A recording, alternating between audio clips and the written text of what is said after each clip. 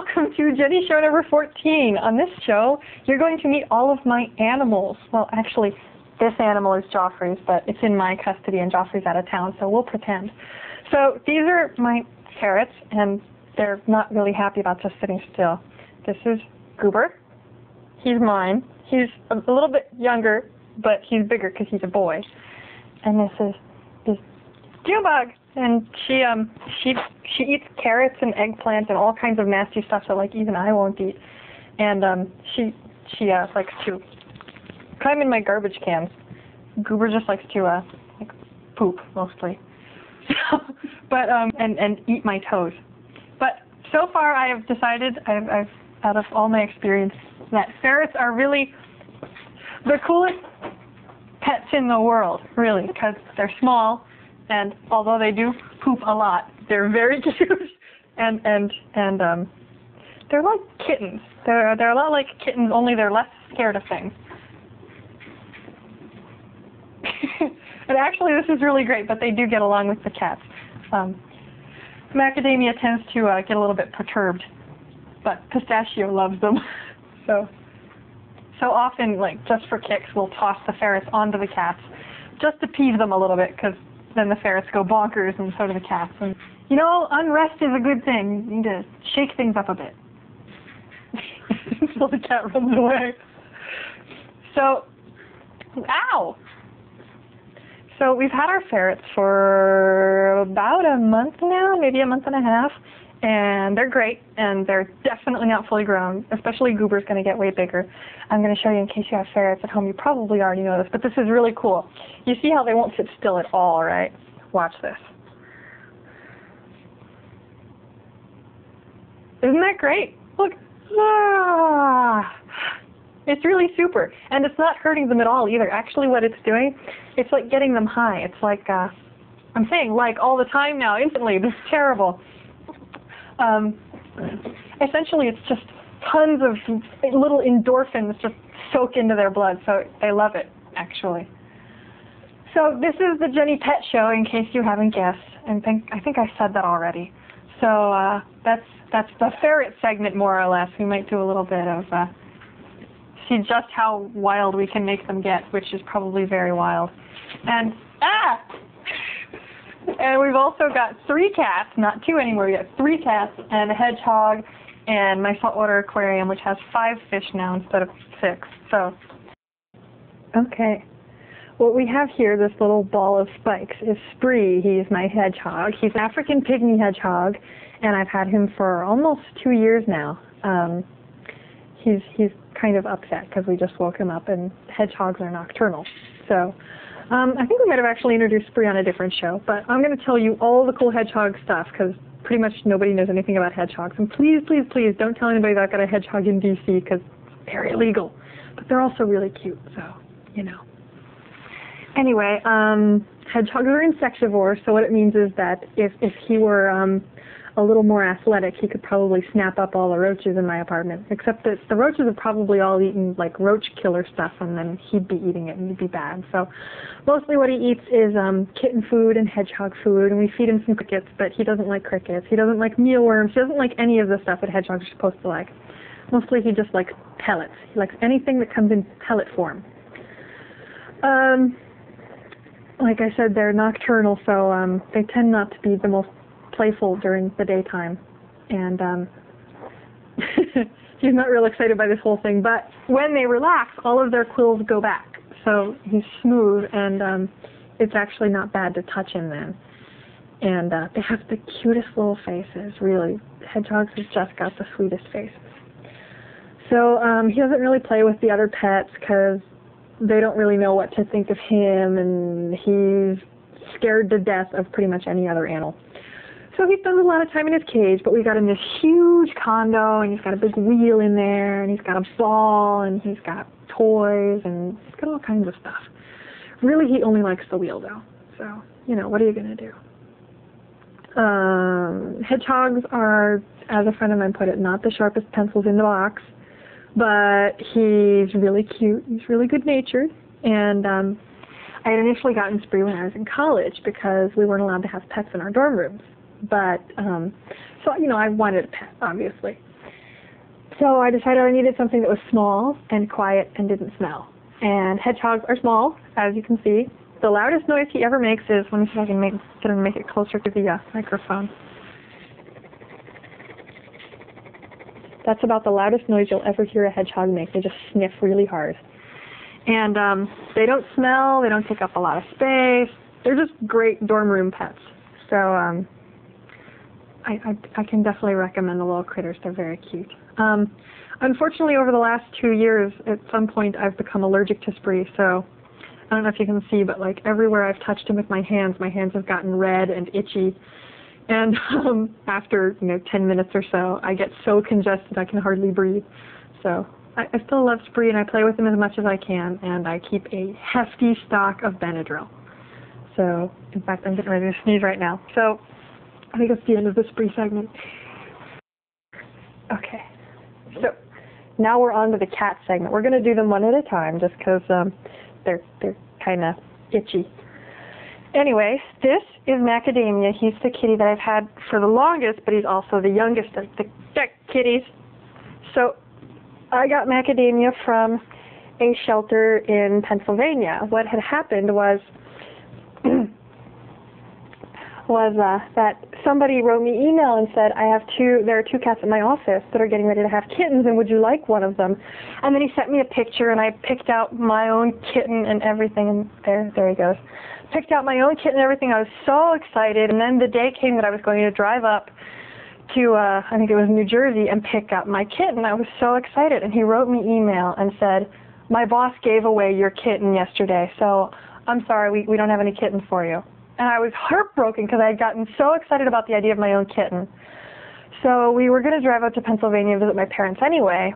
So we went and visited them, and then we went to the animal shelter, and Macadamia was about this big when I got him. He was so little.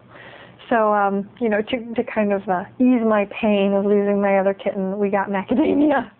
And he's great. I mean, he has heart disease, just like Pistachio does. They both have congenital heart defects.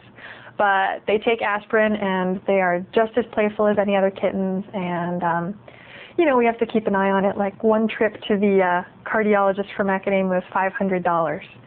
And I've taken back every 6 months. So both of them, it's like $1,000 twice a year for them. But they're my babies, so they're worth it, and they're so cute. And he's laying on top of the hamper now. He likes to lay on top of pretty much anything that we don't like him to lay on top of. So we've had Macadamia for almost a year. We got him a little bit before Halloween last year. And he's a cutie. He's my baby. And his name was picked, which was chosen because my parents had dogs named Peanut and Cashew, and then they later got one named Hickory, which are all nuts. So I figured I should continue in the family tradition and choose a nut. And of course I didn't want a plain old regular nut like peanuts or cashews or anything. So I picked Macadamia. Plus he's about the right color for it. The original kitten I was going to get, the one that I didn't get, I was going to name him Ficus because it just seems like a jazzy sort of name, Ficus. But it wasn't to be, and there was no way I was going to name my new kitty after the one that got away. This is kitty number 2, and he's big, and he's lazy, and he's fat, and his name is Pistachio. But he's also extremely handsome, and he's a big sucker for belly rubs. I got Pistachio just before Christmas last year because I thought Macadamia should have a friend. It's no good just to have one kitty. You have to have 2 of them, in case you're going to be away or something. Then they have somebody to play with. So Alley Cat Allies in Washington, D.C. rescues cats and kittens that they find on the street and then finds homes for them. So while I was at the pet store, I saw a little sign saying that they had gotten 2 kittens that they were trying to find homes for. And initially I went in thinking that I was going to get the other kitten, but he turned out to be kind of wussy. And Pistachio was really outgoing, was very playful and everything. And so I brought him home. At the time, he was scraggly. He was small and he was skinny and he had patches of fur missing. And he was just a very nappy-looking cat. But I thought, just because he's not beautiful doesn't mean I can't love him anyway. And he eventually blossomed to be this gorgeous, beautiful, beautiful cat, and Macadamia looks kind of plain now.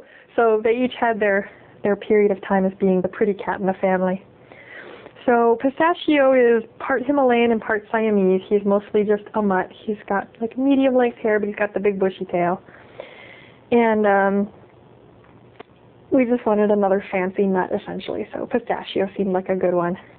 And there's not much more to say about him except that he's big and he's fat and he's lazy and he's like a big, he's like whenever I'm typing on my computer, he comes and he lays down on top of my arms while I'm typing. Like he lays right across my wrists.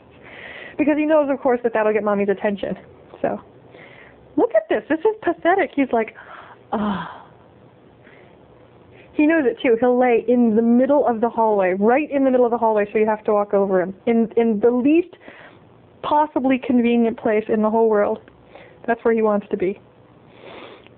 So anyway, that's probably why he's so fat. Whenever I try to give them treats, I'll give the cats treats, and Pistachio will scarf them all down in half a second. He won't even chew them. He'll swallow them whole.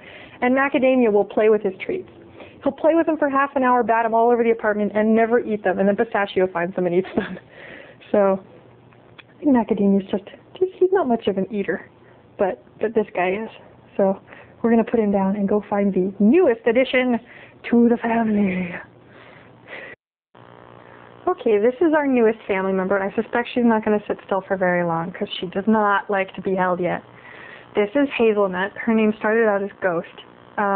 What happened was when we took the ferrets in for their initial baby shots, we went to a vet clinic, and they had an adoption center there, and little Ghost was sitting in the adoption center waiting for somebody to take her home. Apparently what had happened is somebody had dropped her off for surgery on her back and then never bothered to come pick her back up.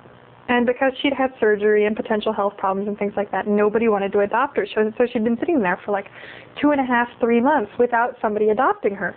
So let's see if we can get this to work. So Joffrey and I both thought we've got way too many pets already. There's no way this is a bad idea. And okay, well, there she goes. So we'll have to do this without the cat. So we both got into the car and we sat down, and as soon as we sat down in the car, we said, we should take her home. You know, it was like one of those little kismet things. So we got home and we called the clinic and said, well, you know, if you don't have anybody waiting for her, we think we'd like to take her home. So, you know, they had to cut the sutures out of her back and stuff. So it was another 2 weeks before we finally got her. But her back's doing great. She did have a huge patch of fur shaved off, but it's growing back in really well. And she also has ringworm, which is probably what caused her back problems in the first place, because it was some kind of rash. But now she's taking ringworm medicine, and every time I hold her, I wash my hands really, really, really good, because I'm not excited at the prospect of me getting ringworm. You know, actually, when I was little, everybody hated my brother and our last name, Ringley, so everybody called my brother Ringworm. And for a while, I inherited ringworm, too, until people realized that I was actually cooler than my brother, and they stopped calling me that. But the whole word ringworm's got some really bad connotations, you know? It just stinks. But anyway, we've had Hazel at home for 3 weeks now, I would say, and for, of course, a week of that we were at Penzic, so we didn't get to bond with her much then.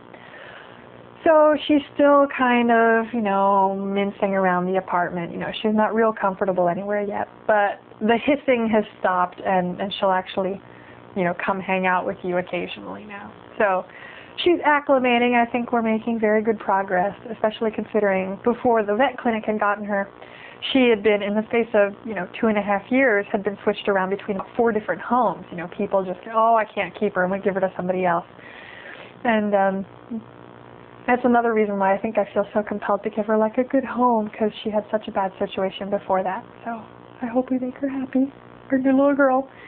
So now we've got Macadamia, Pistachio, and Hazelnut. And actually, this is funny. I didn't specify the significance of the other names.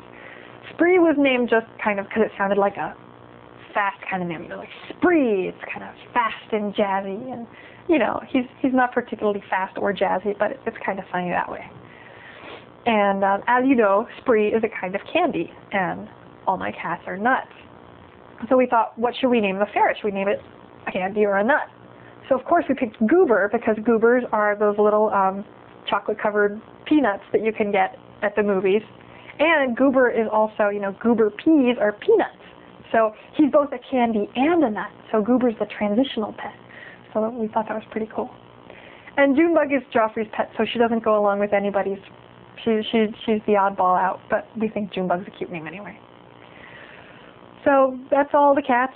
So many cats, so many animals. And now we're going to go look at the aquarium. Oh. Okay. So this was the last portion of the Jenni Pet segment, and this is my aquarium. What we have here is a 35-gallon saltwater aquarium. It used to be freshwater, but I was getting kind of bored with freshwater fish. So we switched to salt, and it's actually not as bad as it seems. We'll introduce the fish. The little blue guy who's hiding back in the coral where he always hides is the oldest of the bunch. His name is Johnson. There used to be another little blue guy also named Johnson, so we had Johnson and Johnson the fish. But one of the Johnsons died, so we got a little clownfish who's down at the bottom. And his name is Masters, so now we have Masters and Johnson. Masters, unfortunately, it looks, has been picking a fight with one of the other fish, so he's kind of raggedy right now. But that's the other fishy.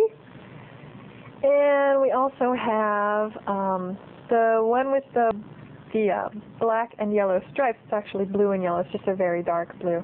Is a French angel, and her name is Gigi, since it's a French name. So we have Gigi, the French angel. She was a rather pricey fish, but she's actually going to look very different when she matures.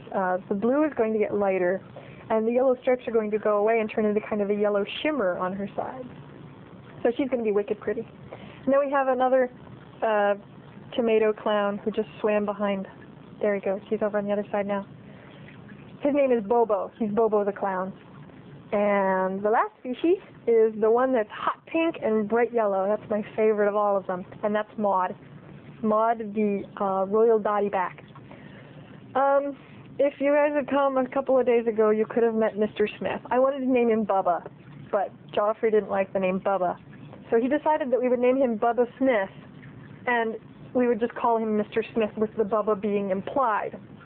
But unfortunately, Mr. Smith got some kind of bacterial infection in his eye, and unfortunately they don't really make vets for fish, or at least not where you can take your fish in a baggie there, or they come and treat them here.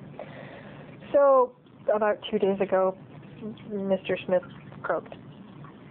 So I feel really bad about that, not only because he was a good fish, but because he was an expensive fish.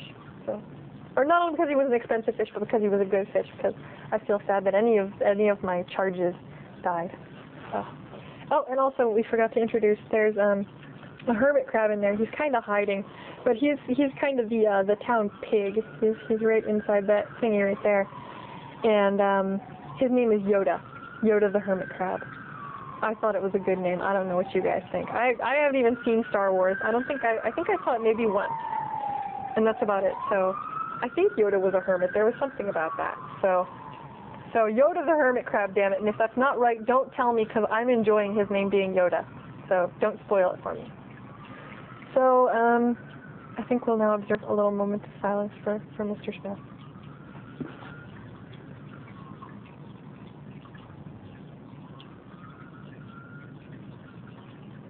Did you see that? Even the fish looked sad.